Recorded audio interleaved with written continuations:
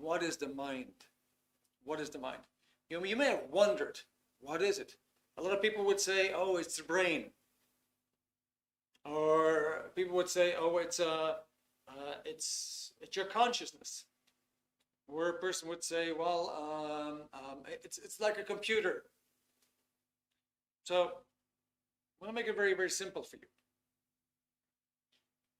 Let's say you're at a concert. What do you see people do? You see people holding up their phones, right? And they're recording everything. They're recording everything. You come home and you can play back. This is what your mind is doing all the time. You're constantly recording everything that you experience in your life. You're constantly recording that. And now you can play back. So, simple question. Do you remember getting out of bed this morning? Give me a quick yes or no, please, in the chat. Do you remember getting out of bed this morning? Can you visualize that? Do you get a picture of it?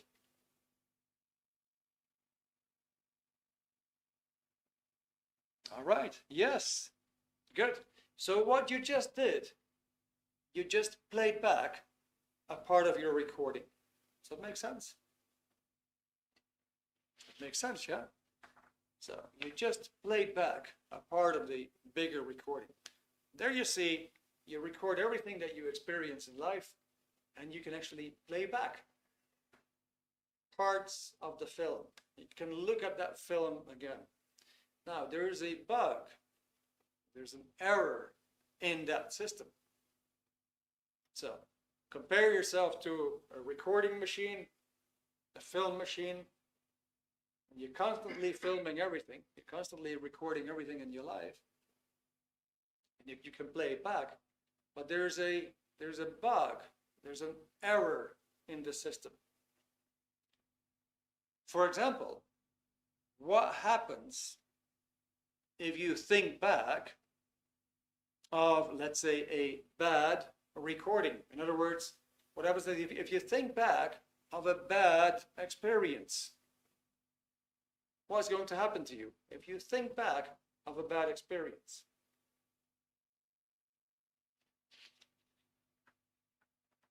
Well, you'll probably say, okay, it's going to make me feel upset again. It's probably going to make me feel miserable again, right? It's going to make me feel in a way that I don't want to feel. Okay, so here's another question then. Do you want to feel like that? Do you want to feel like that?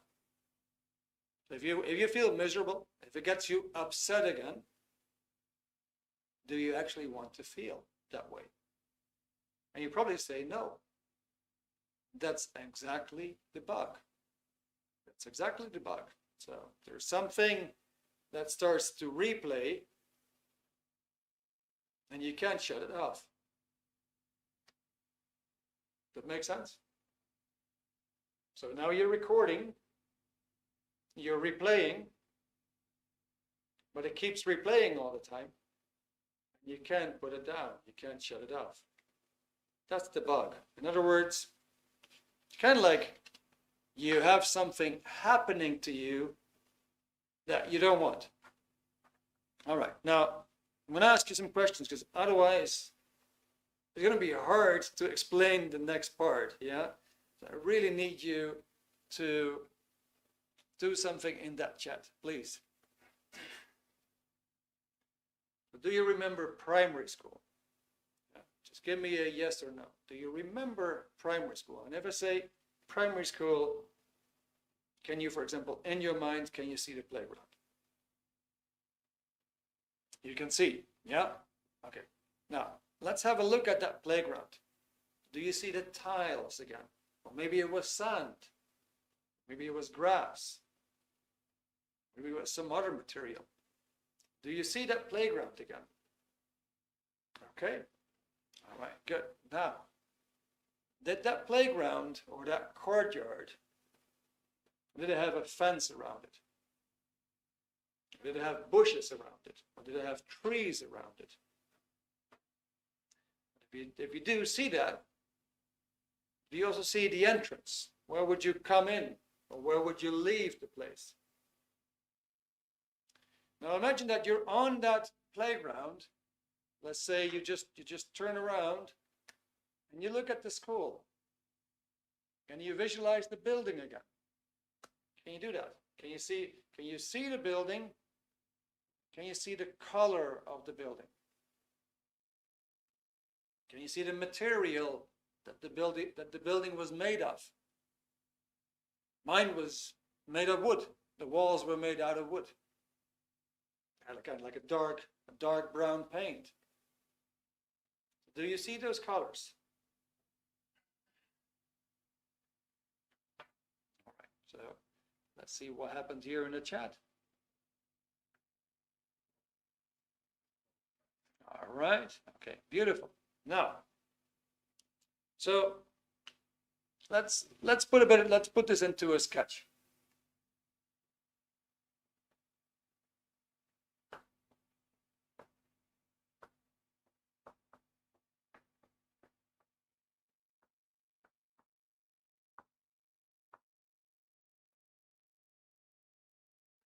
Let's say that's your mind. Here's your body. Your mind is like a very long film. It's a long recording. It's got all these pictures in there. So we call them mental images.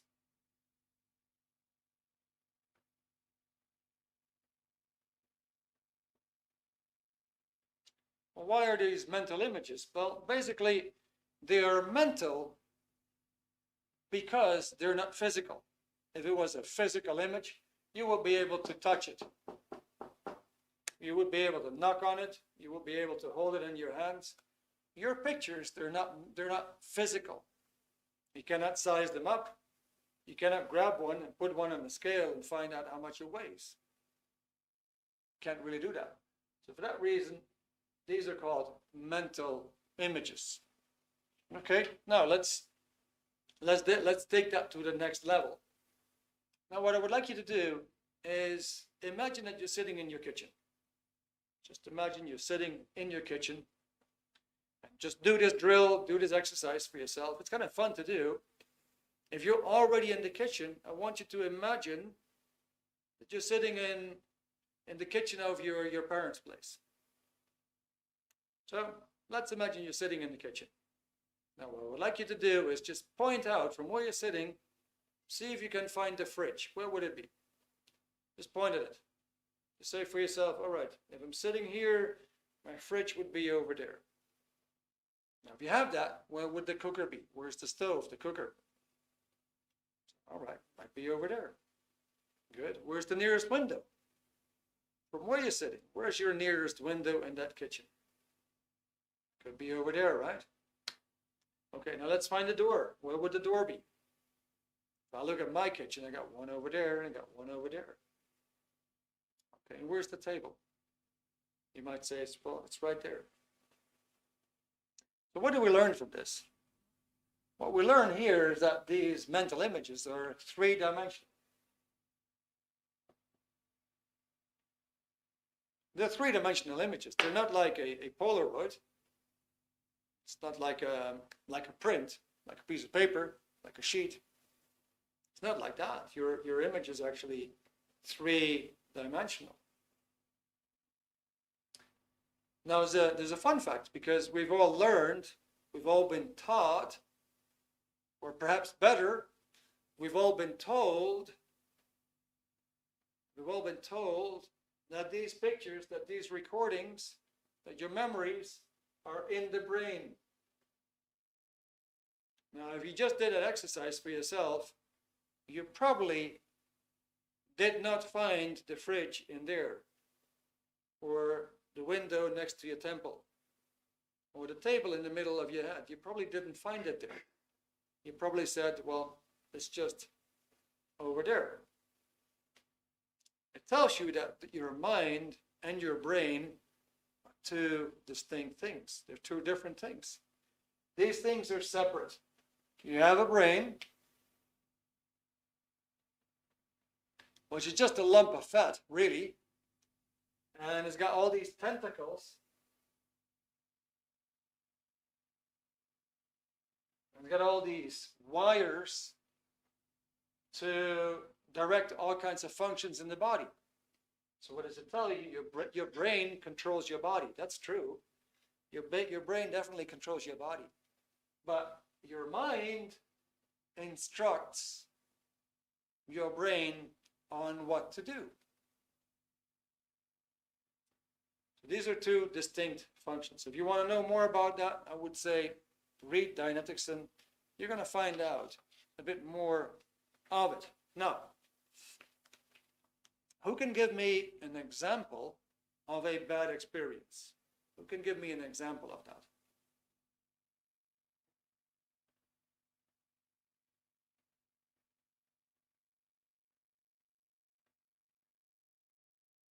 But now we have a few more people in the house, so I'm sure one of you guys could tell me an example of a bad experience.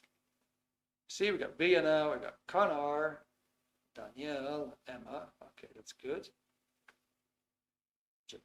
We got a good number of people. Okay, guys, so who can give me an example of a bad experience? Maybe like falling off a ladder, or a car accident, or a breakup, or being sacked, or whatever it is.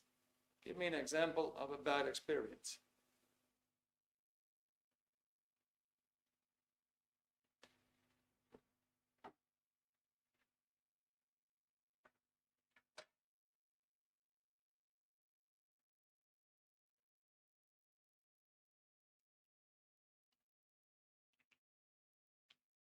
Or do you want me to give you a bad experience?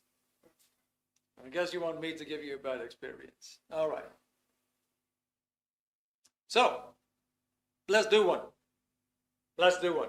I would agree if I would say, well, a breakup, an accident, being mugged, being sacked. These kind of things are not nice, yeah. But let's invent one. Let's invent one.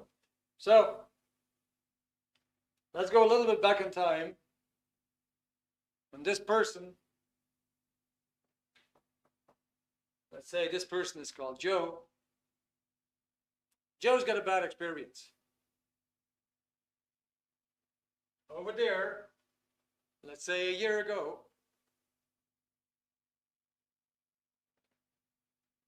he walked into a dark alley.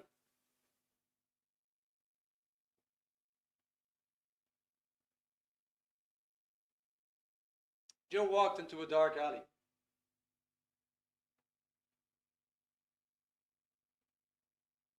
He's going in that direction. Now, all of a sudden, he heard footsteps. And then he felt a sudden pain, excruciating pain in the back.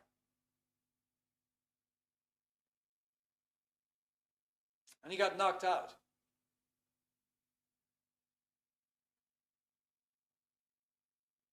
There he is, just a moment later. Joe's lying on the floor.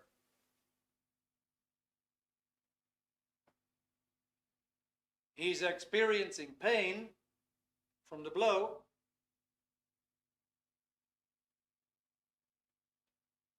Let's say he wakes up again.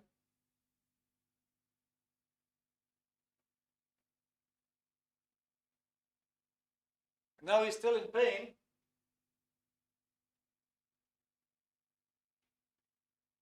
And he just finds out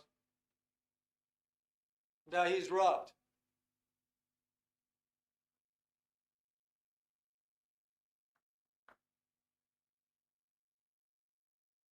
Okay, so he's got that whole recording. He's got this whole recording sitting here. And I just put that symbol there to indicate this was a physically painful incident. It was also an emotionally painful instant. He got into a dark alley. He got hit. He passed out. He woke up again in pain. And now he discovered his jewelry was gone. His money was gone. His wallet was gone. His bank cards, everything else was all gone. So he's got a bad experience here.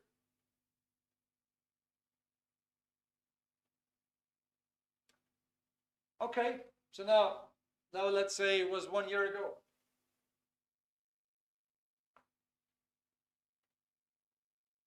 One year back. Now we are in present time. In PT, present time. Joe is walking again down the road, and all of a sudden the roads get more narrow, and let's say he finds himself in an alley again.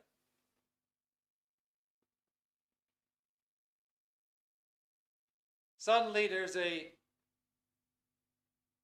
power outage,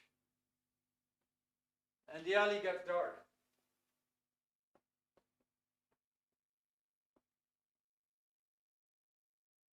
What do you think Joe's mind is going to tell him now?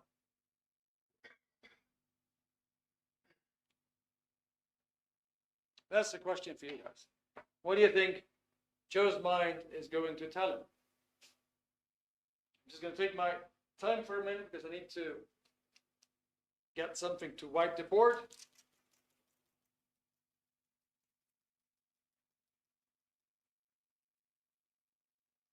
Can anybody tell me how Joe's mind is going to respond?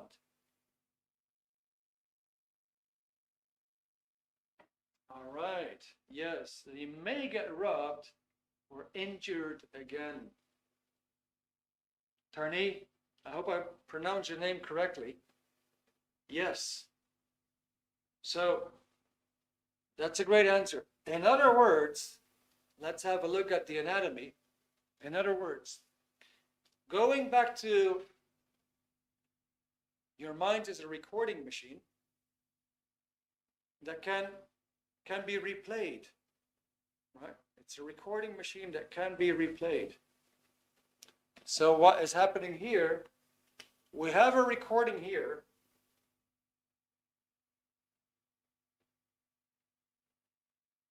And that recording now, what does it do? It goes on automatic.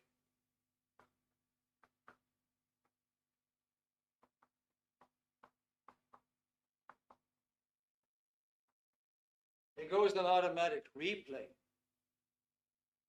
It goes on automatic replay, and Joe gets the sensation that whatever happened there is going to happen again. Does that make sense? So whatever happened in the past, that same thing is going to happen again right now. It's an automatic replay out of control, because what really happens here is a misidentification. The incident in the dark alley here is not the same as the incident here. Now, maybe this is a typical example for South Africa because I have a bit of an idea how things are in the evening, yeah? However, these are not the same. An experience over there and an experience over here are not the same. If you got bitten here by a dog, that doesn't mean that a dog here is going to bite you. If you got fired there by a boss, that doesn't mean that a boss here is going to fire you. However, your subconscious mind that holds all the bad experiences will force you to think like that, exactly like that. That is the bug in the system. That's the bug in the mind. Your subconscious mind is the part of the mind that holds you back, that makes you think irrationally, and it limits your use of your full potential. That's what it does. Okay, now let's just have a look at this whole thing again. So if that automatic recording, if that automatic replay kicks in, do you think Joe's mood is going to change? Do you think his mood is going to change? Well, you don't have to give the answer. Yes, if some kind of a bad experience gets triggered and starts to replay, your mood will change. So I'm going to ask you a question. Just don't go back in time. Just don't find an answer to my question. Just stay here, try to answer it analytically for yourself. But if I would say, think back of a moment of a loss in your life, what would normally happen? Well, normally what would happen is that the emotion comes back. In other words, the moment from the past comes to the present and starts to automatically replay. Can you shake it? Can you ditch it? Well, usually not. Usually it takes some time. But ideally, you could just turn the knob and say, well, I'm going to put that recording where it belongs. It doesn't belong here in present time. But most people can't do that. The book that I just promoted tells you how you can actually get rid of that mechanism. So, let's imagine you think back of a moment of an upset. In this case, that thing over there, guaranteed, is going to make him very afraid.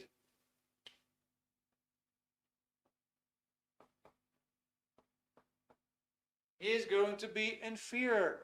Now, just answer this honestly for yourself. If you are procrastinating, if you're not doing something that you feel that you should be doing, then there's probably some part in the action that you're kind of afraid of. It might be that, oh, but I need to talk to that customer. No, but I'm not good on the phone. Or, but I need to sell this person something, but I'm not good at selling. Or I need to persuade that person to help me. Oh, but I can't do that. If you are procrastinating, if there's things that you know that you should be doing but you don't do them, then there's a fear factor. So that fear factor comes from the automatic replay that will affect your thoughts. Now, what you will find in there is something like, I can do this. I'm not good enough. I don't want to have that kind of a bad experience again. I don't want to think about it. That is just too painful. I don't want to have that kind of an experience. Something there was simply either emotionally or physically or both too painful to experience again. So your mind throws the automatic replay in with a warning. Stay away from that because it's going to hurt. So you're going to feel discharge. You're going to feel that emotional pain.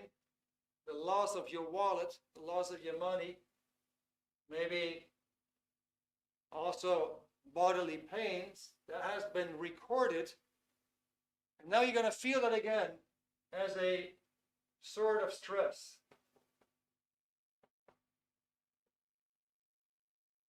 So if you're going to be afraid compared to, let's say, cheerful, are your actions going to be different? Well, if you're cheerful, you can handle a lot more in life, get a lot more things done, be more successful than, for example, when you're somewhat afraid. You're not going to jump in and get into action. You're going to be a bit more cautious. You'll take a very, very cautious approach, perhaps. And the results are going to be different. In other words, what we see here is the anatomy. What is going on in the back of your, well, I wouldn't say head, but what's going on in your mind. Okay? All right, now let's take that and see how this fits in with the things that we want to do or achieve in life.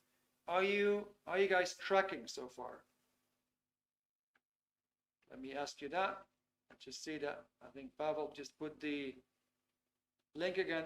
Are you guys tracking with this?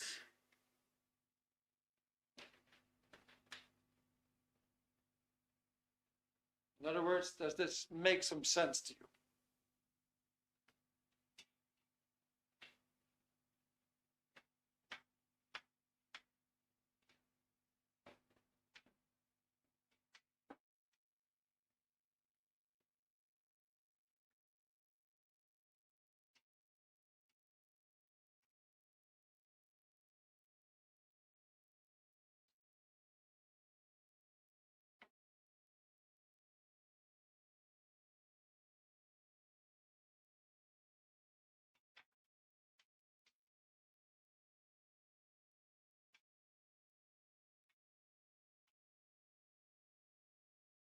All right, so I don't know if you guys track with the whole story. I hope you do.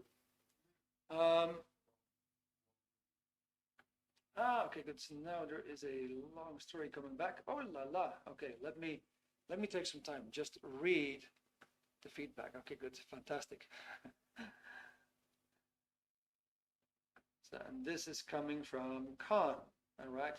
I've done it. I've set goals, new resolutions, tried many tricks to get me to do things that were not my favorite, and still I couldn't get myself to do it, or at least do it enough. I still have not found the real reason for lack of motivation. Until I identify the real reason for my lack of motivation, it will be hard for me to change my burned out feeling. I really want your advice to overcome this in my life. I appreciate that. Thank you. I get what you say. Past events can cause fear for future events, and we don't do it instead of facing the fear. Yeah, Khan, thank you so much. Thank you so much for putting that in there. Well, all I can say for this moment, and I'm just going to give you my personal story, right? We're going to continue a bit more. I'm going to give you my personal story on this. I could not do public speaking. I could not do webinars. I could not do phone calls that was like a phobia for me. I absolutely shunned phones. I would not make appointments with somebody in business or even a hairdresser. And all that changed for the better when I started to understand how the mind works and started to apply the principles in the book. Yeah. If you see me doing, for example, an in-person lecture for a room with 50 people, I'm totally at ease. I actually get the public to do what I want them to do. If I want them to raise the hand, I'm going to make sure everybody is doing it. And I have a lot of fun with it. In other words, inabilities have turned around to abilities. Likewise, I can be on the phone the whole day. I don't care anymore. I actually like it. I like to meet new people. I like to have conversations on the phone. Now, the factor here is that we go through life, or better put, we go through school, and we don't learn anything about life itself. We learn how to be a plumber, an electrician, a bookkeeper, an administrator, and so on. But that would just help, perhaps, with getting a job that pays the bills and knowing how you can pay your taxes. But it doesn't really get you anywhere in life, because you need tools for life. You need to know yourself. You need to know how you can love yourself. You need to know where are the bugs and how can I remedy them? How do I get rid of those bugs? So in other words, we're lacking education when it comes to life itself. It doesn't mean it's not there.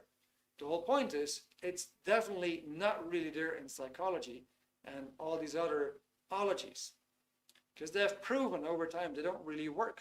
And it's got nice substance, but it doesn't really work. You want something that works on the spot, that helps you to raise your IQ, be more confident, get more able. And it starts with understanding, and then you want to have something practical that you can do in order to make improvements.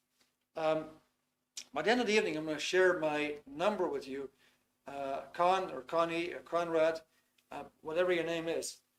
I'll be happy to have a chat. We can exchange WhatsApp numbers, and we can take it from there. I'm going to share my number with all of you guys. Anybody who's got a personal question, I'll be happy to share. Now, let's just take the previous example on the mind and see what happens in life. Everything we do in life can be compared to a game. You say, well, Erik, but 9 to 5, that's not really a game, huh? Well, for most people, it isn't. Yeah. But let's have a look at the anatomy of a game.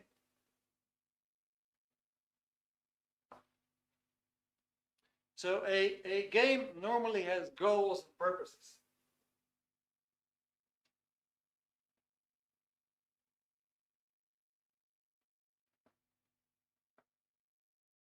In other words, in anything you do in life, there's something that you want to reach.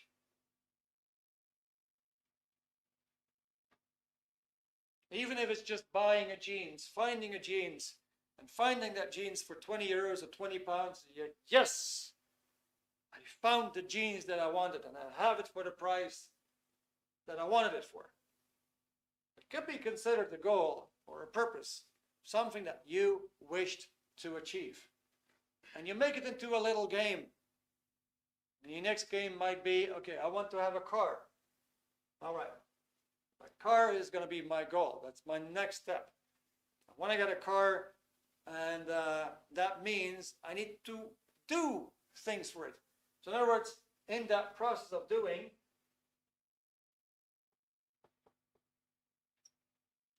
we are running into barriers.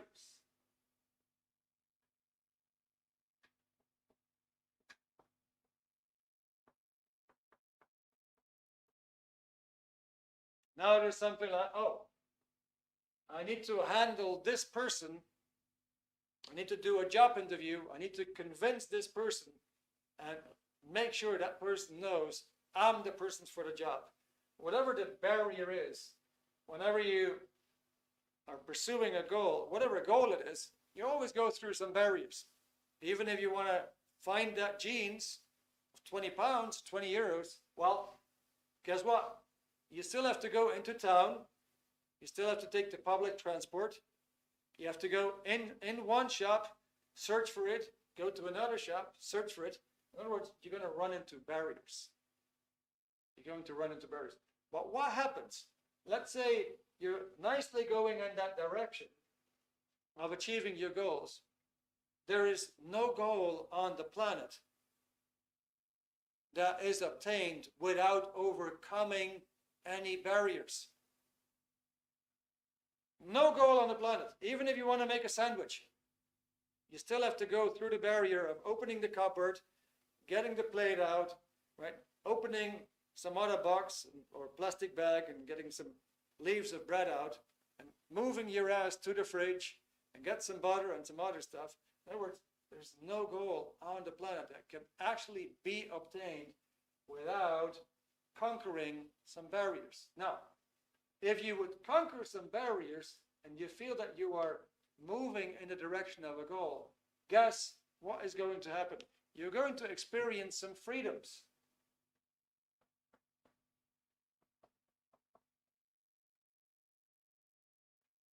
And once you reach that goal, you have reached that absolute freedom that you wanted. You wanted to have that car. All right, now you finally can drive it. You can finally maneuver it around. You can finally, well, anyway, you can transport yourself from A to B. You've been looking for that, and you have the freedom to do that. So in other words, if we look at the anatomy of any game, we can say, well, a game consists of goals and purposes. It has barriers. And it has freedoms. So we just replace this word game, any activity.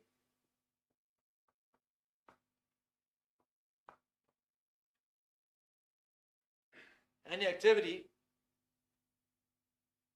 has goals, it's got barriers, it got freedoms. Okay, let me ask you a question. If you are here, or if Joe is here,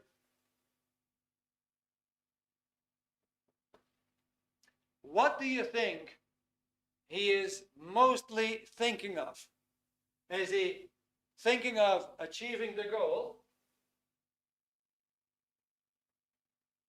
and having the freedoms? Or is he thinking of these barriers are too hard for me?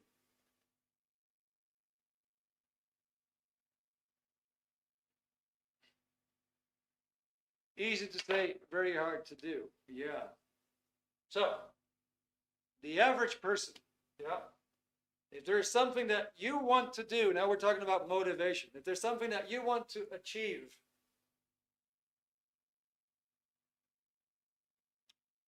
what do you think your mind is going to tell you? Oh, it's too hard. I can't do that. I'm not in the mood today. I can't even get out of my bed. Right? I couldn't possibly talk to that person. So, what do you think your mind is coming up with? Are you going to be focusing mostly on the barriers, mostly on the goals, and mostly on the freedoms? What do you think? What do you think you have most of your attention on?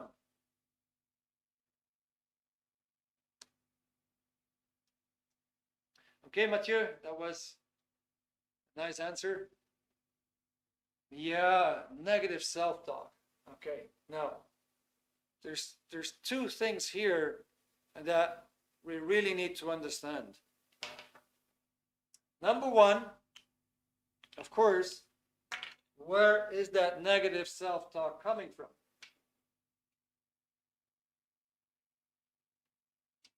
So, once again,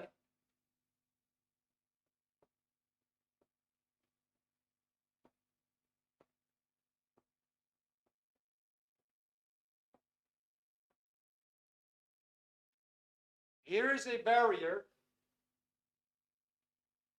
like, but I have to convince my boss, or I have to convince the client, or I have to do something. Whatever it is that's there, there's something there in your mind which is similar.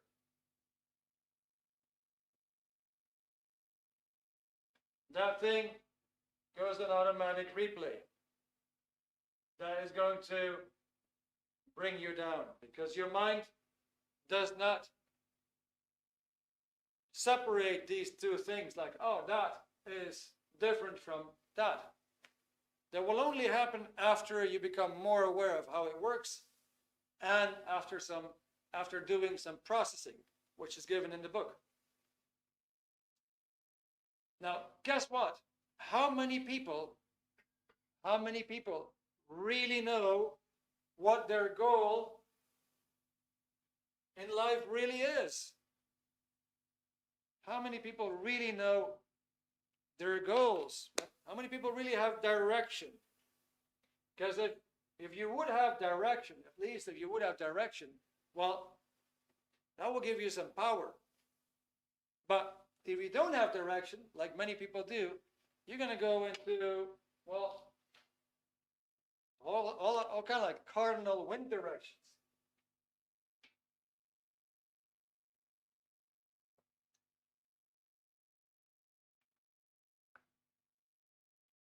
You see, so a person who is without any direction is just going to try different things, but he doesn't really find out what really gives him the gratification, what really gives him the satisfaction in life. In other words, he's goalless, he's purposeless, right? Without that, you're not even going to obtain or achieve what it is that you want to do. Now, the full remedy,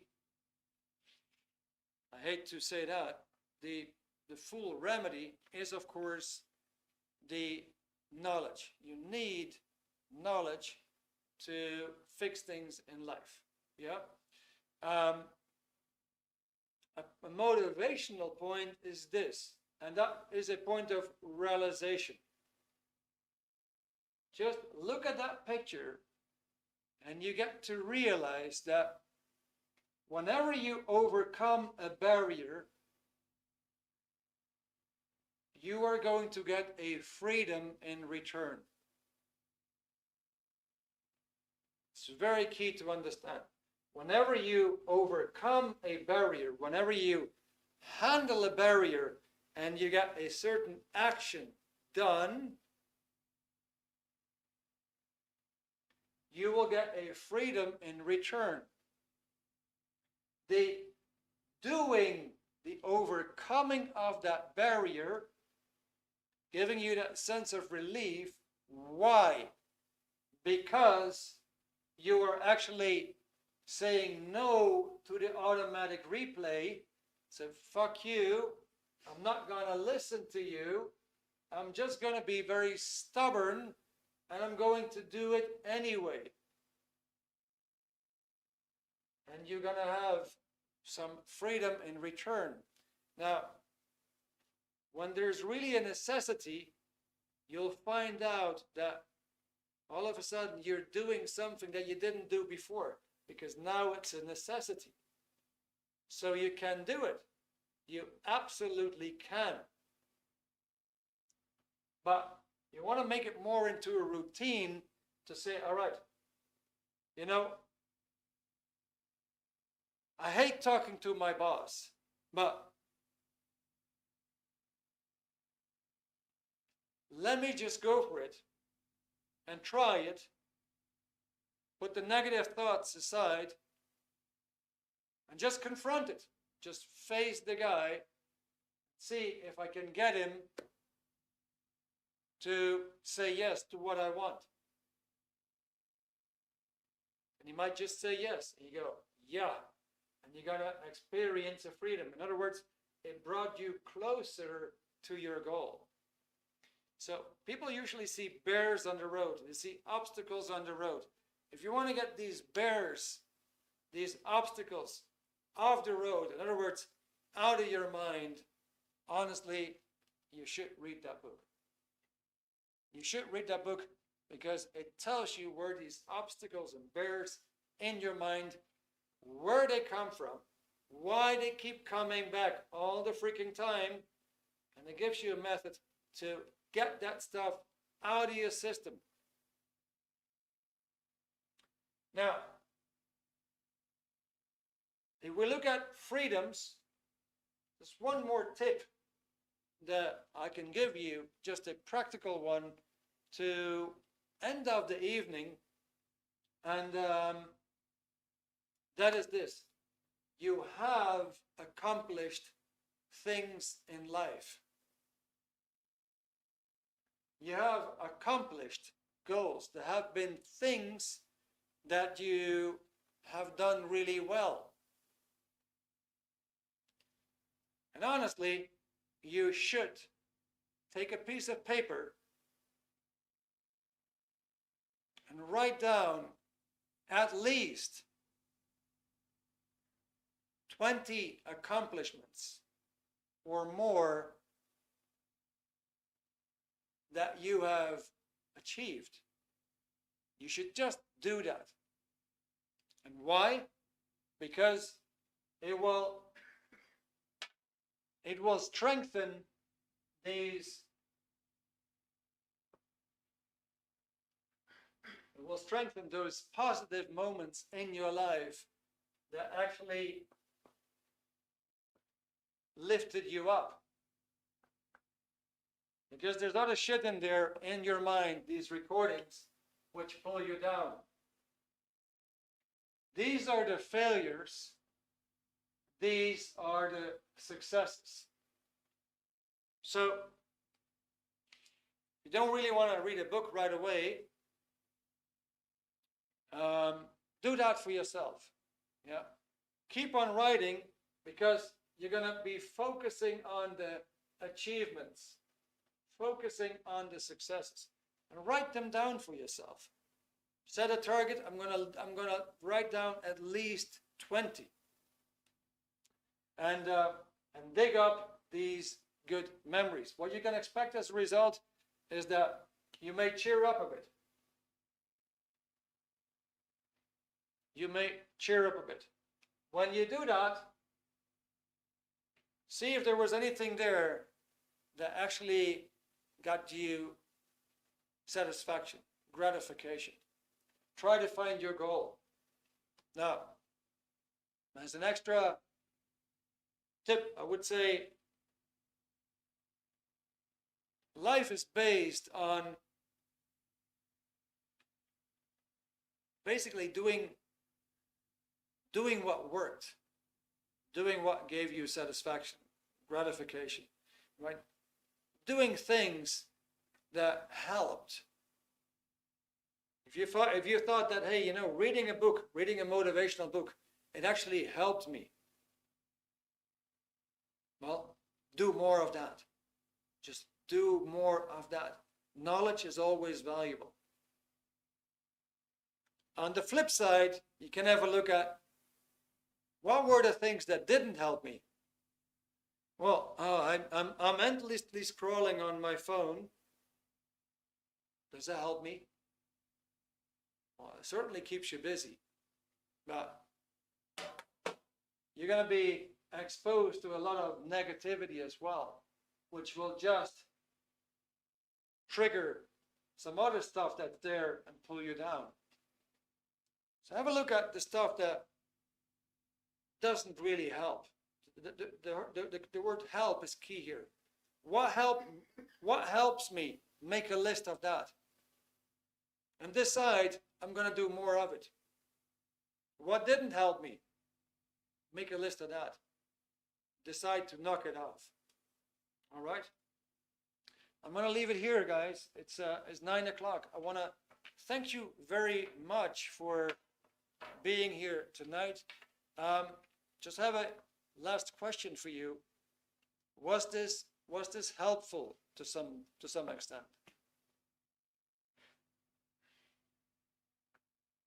I'm just going to read your comments, guys.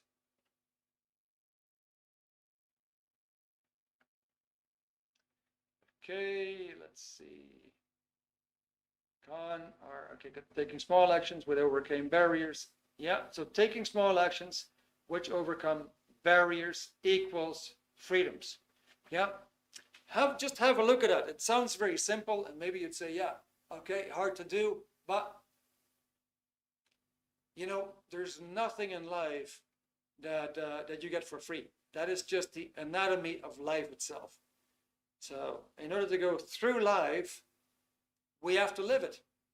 So you could say some people are terrified of death. They're just afraid of death, afraid of dying.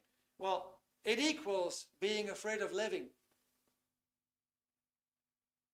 That's the silly part of it. If you're afraid of dying, well, you're just imagining there all the time that there's danger.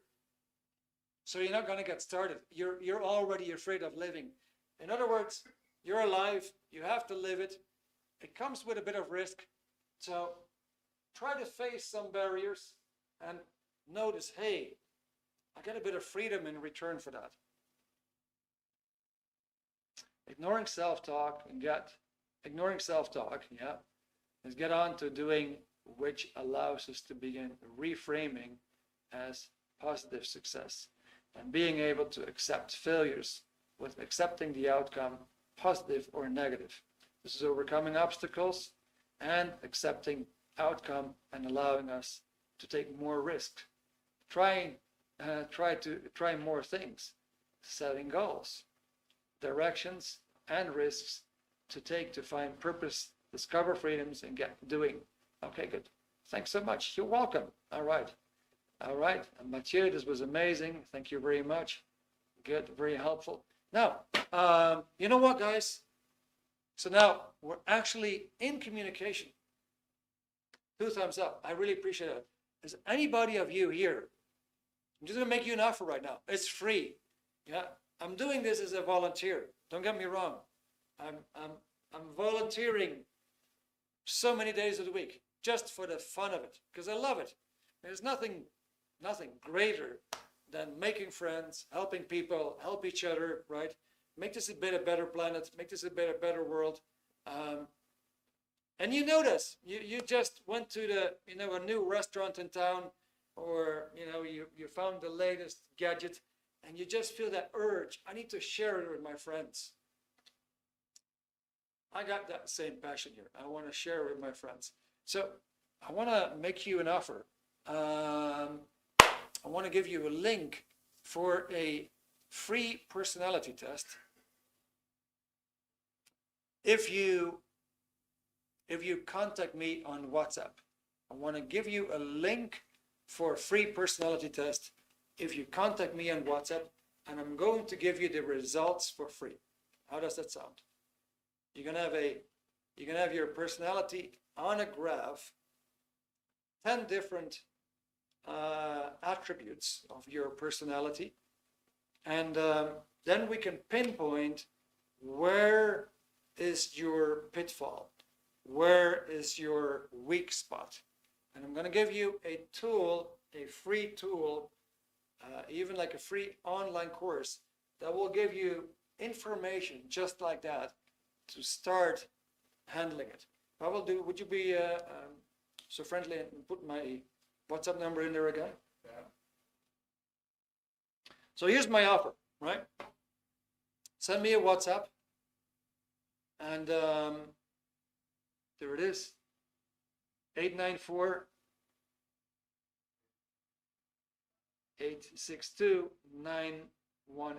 Yeah, it's an Irish number. I'm actually Dutch. Came to Ireland about 3 years ago. But mark that number. Send me a WhatsApp. I'm going to send you a link for a free personality test. I'm going to give you the results for free. I'm going to show you where is your weak spot and how you can actually be more cause over it and be more in control over it. Start to handle that weak spot in your life. I hope you like the idea. So, having said all that, once again, great to have had you tonight. I enjoyed it. I'm happy that you got something out of it. So we may see each other again. If you're in Dublin, if you're in Ireland, definitely do WhatsApp me, because we do in-person workshops where we actually have like a hands-on practical approach and feedback is always rave. People love it. Yeah, so let me know. And for now, once again, thank you so much. I hope you have a great rest of your evening, and I hope to see you again. See you next time.